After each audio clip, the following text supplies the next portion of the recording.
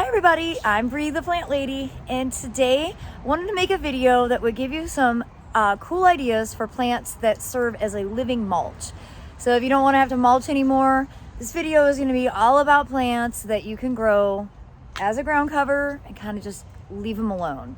And we're at the J.C. Ralston Arboretum right now, so we're going to show you some creative plants that they have growing here, and then also feature some plants that I have growing at my house. Well, the first thing I came across was this Trachelospermum asiaticum. This is variegated Asiatic jasmine, and it's, as you can see, a fantastic living mulch. It will spread. You definitely would have to keep it pruned along the edge, as you see they do here. But this is a great contender for a low maintenance plant. It will act as a ground cover and basically eliminate your need for adding mulch. The thing about the idea of living mulch is you could basically make any plant a living mulch if you plant it close together enough. And here the Arboretum does that seamlessly. I mean, you can see under this live oak, there's any number of plants, including hellebores and hostas, heuchera, irises, liriope, all kinds of plants that are basically being grown as a living mulch to reduce maintenance and basically just engage the ground plane. Now, a classic, slightly dangerous living mulch would be Heterocolchica. And I say dangerous because you see ivy wants to climb. And I personally would not include Hetera in any of my plantings because there's no way I would want to keep up with it. But as you can see, it is an effective evergreen ground cover. Now, this is one of my all-time favorite living mulches, really effective evergreen ground cover. This is Rubus rolfii, the creeping raspberry, and it actually does produce an edible fruit. And it is tough as nails, really beautiful plant, and super effective just to cover the ground plane up so you'll never have to mulch.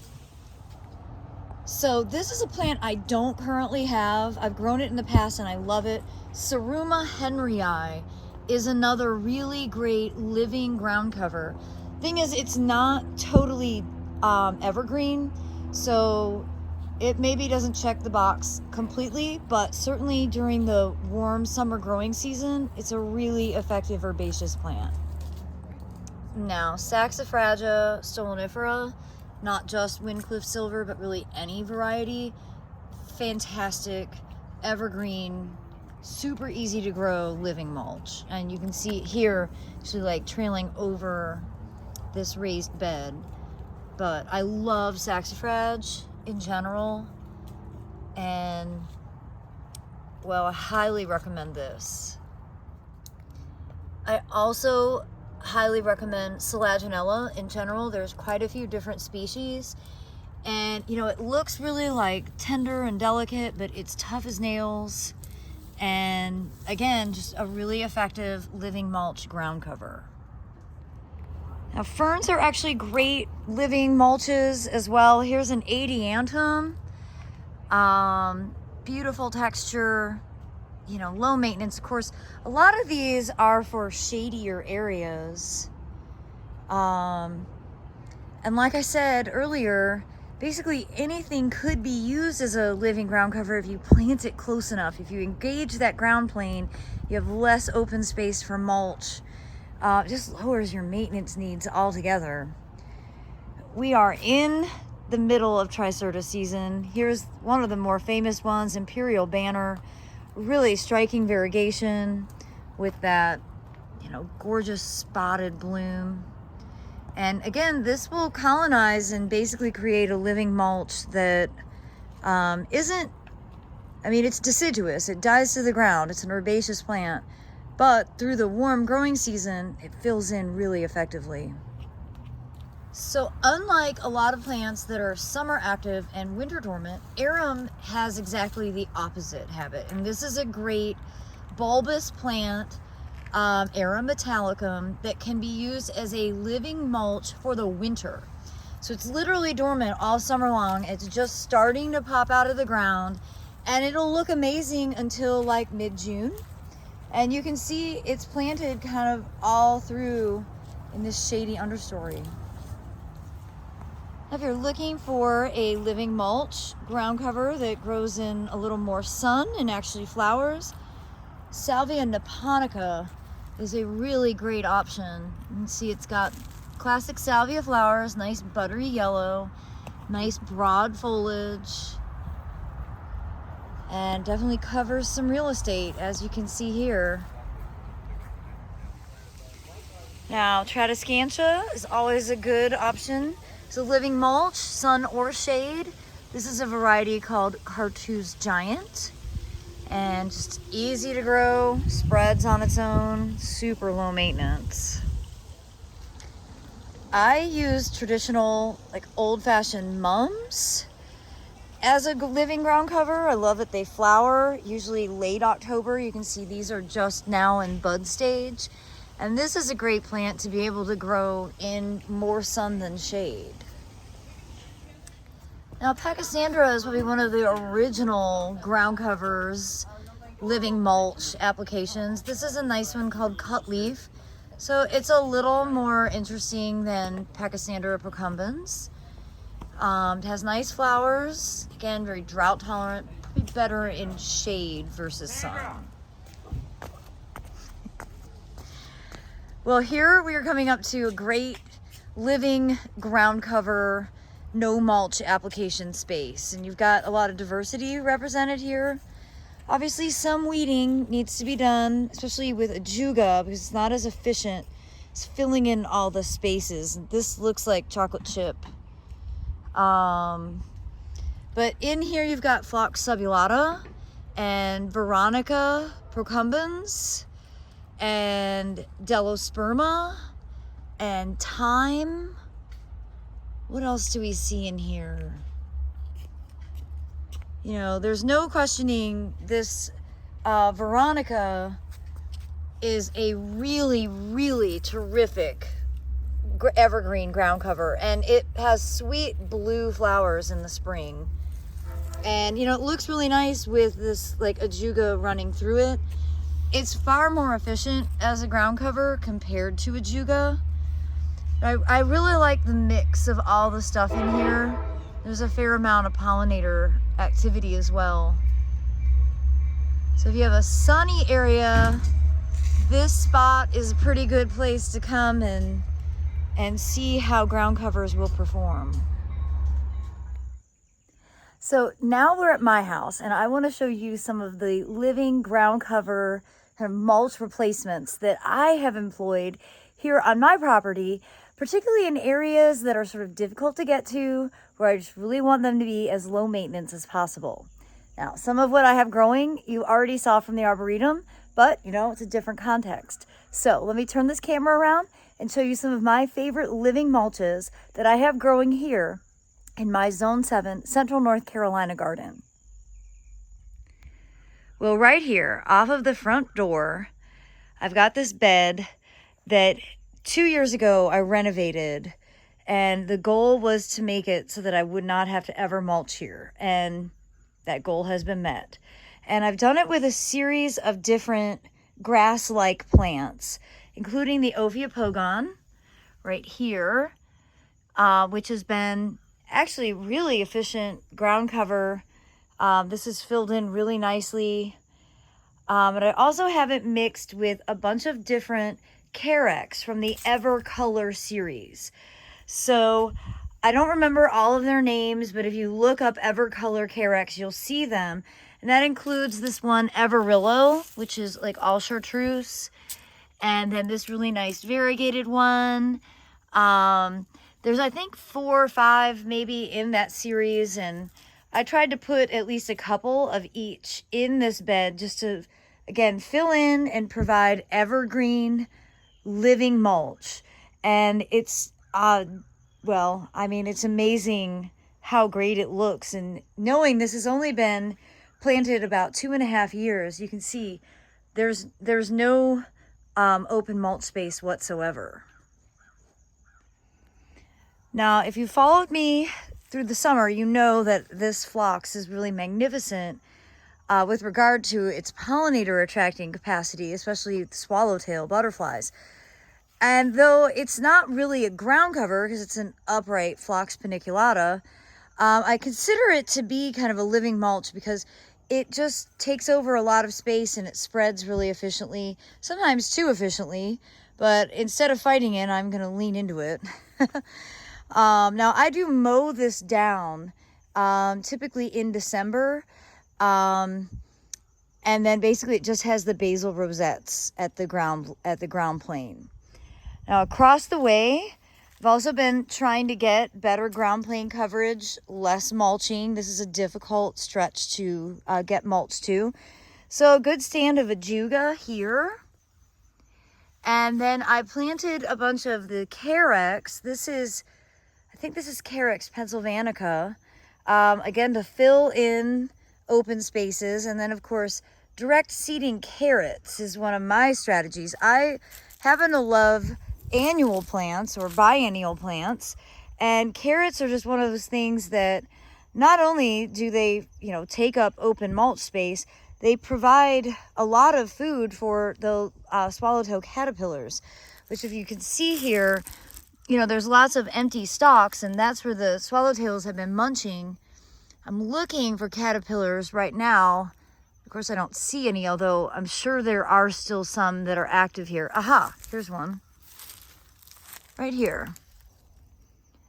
So it's not really like a ground cover in the traditional sense, but you can utilize annuals by direct seeding to basically cover up the ground plane, and you essentially have a living mulch for a shorter period of time.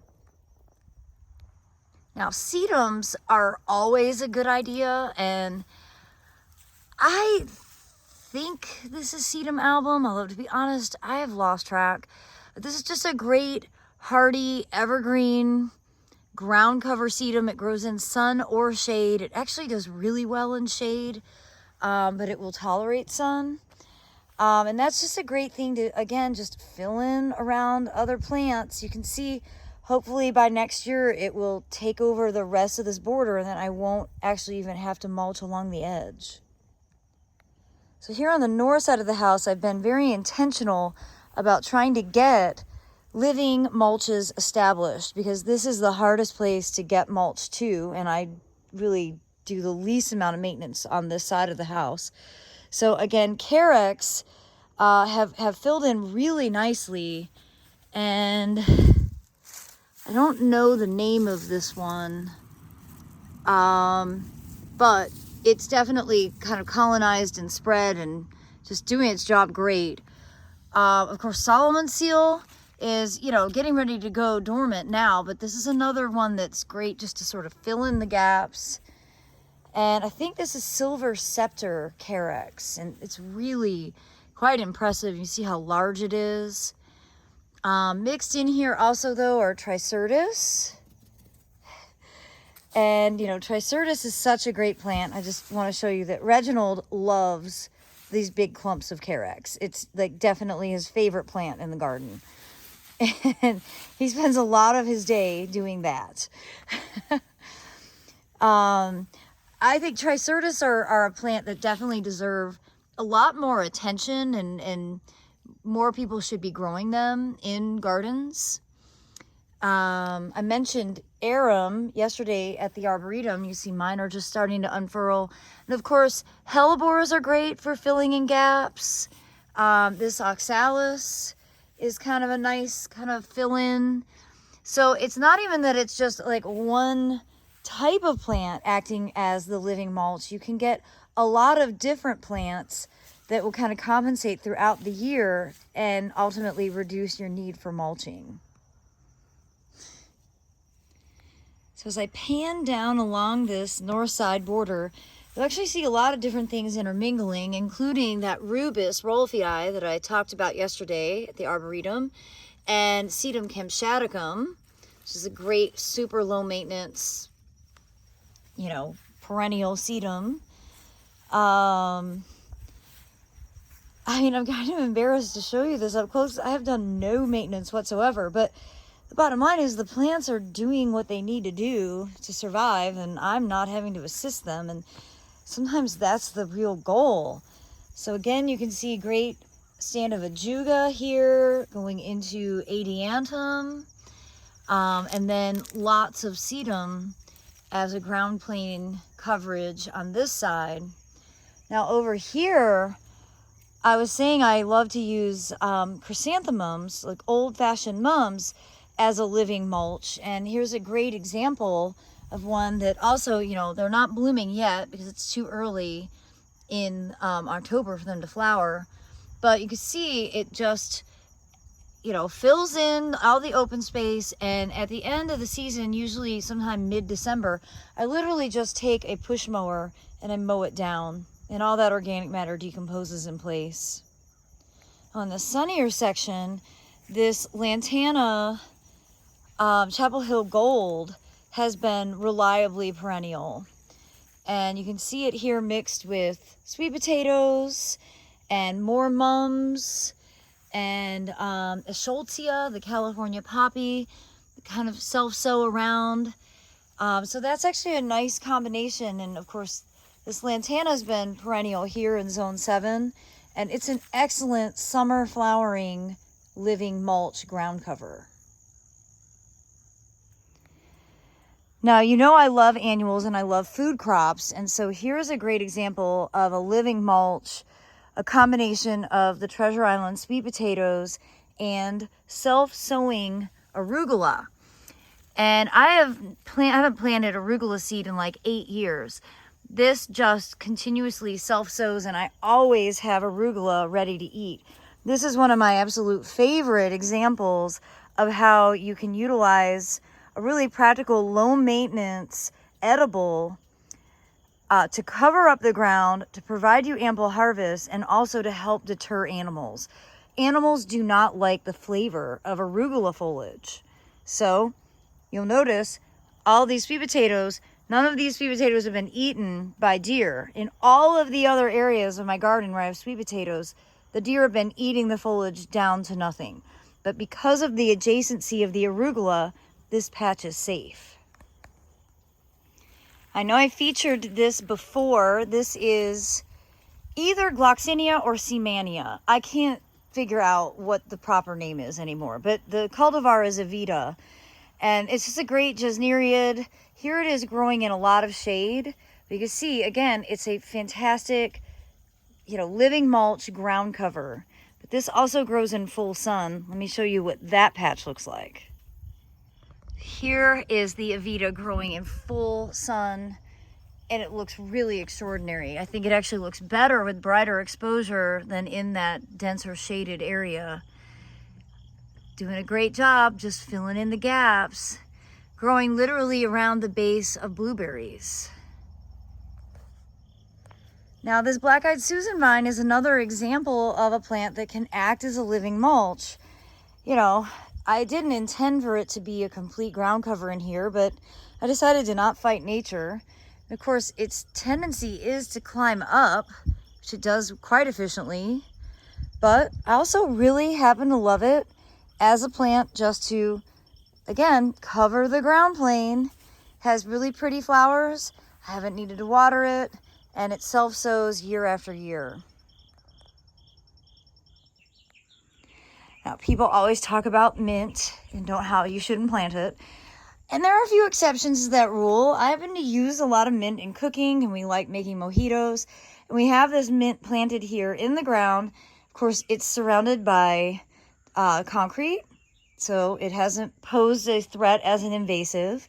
And it's a pretty good living mulch. It does go dormant pretty much through the winter season, so I actually do a little bit of mulch just to make this bed look tidy in the winter, but all summer long kind of does its thing. We're able to harvest from it as we need, and it smells really delicious, especially when the cats take a nap in it. Now I think the ultimate living mulch, delicious, edible, beautiful plant has to be strawberry. And as you can see here, this bed, which I renovated in the late winter of 2020, is completely filled in with a mix of strawberries. There's a little bit of lemon balm, and there's a little bit of sedum camshaticum. And this is just, I think, an absolutely perfect example of a bed that I will never, ever have to add any mulch to.